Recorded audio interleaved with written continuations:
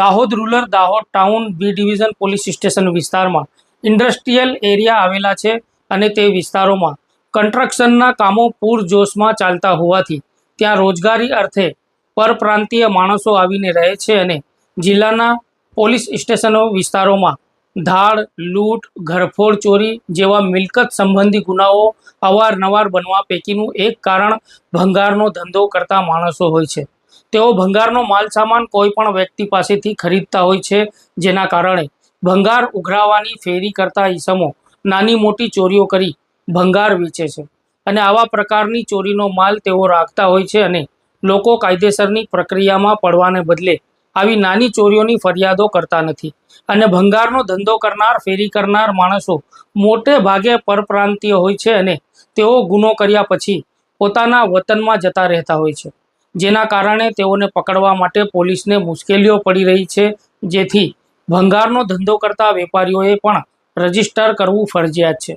દાહોદ જિલ્લા વિસ્તારમાં કોઈ વ્યક્તિ કે સંચાલકો મકાન, ઔદ્યોગિક એકમો, ઓફિસો, દુકાનો, ગોડાઉનો,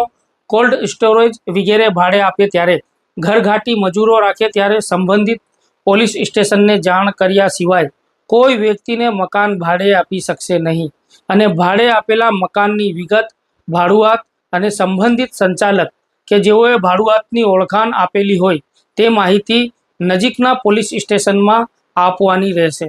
દાહોદ જિલ્લામાં કોઈ પણ વિસ્તારમાં કોઈ પણ વ્યક્તિએ રાજ્ય જિલ્લા બહારના મજૂરો જેમાં હોટલ, ધાબા, ભટ્ટા, લારીઓ ઉપર તથા કલરકામ કરતા કારીગરો તથા ઔદ્યોગિક એકમમાં કામ કરવા આવતા કારીગરો મજૂરોને પોતાને ત્યાં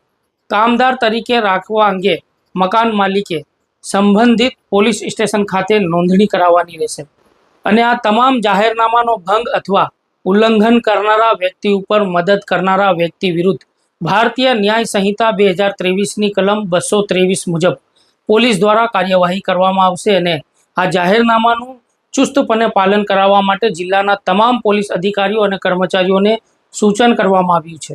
આ જાહેરનામું મે 2025 સુધી અમલમાં છે, એટલે હવે આ ફરજિયાત જાહેરનામાનું પાલન કરવું પડશે।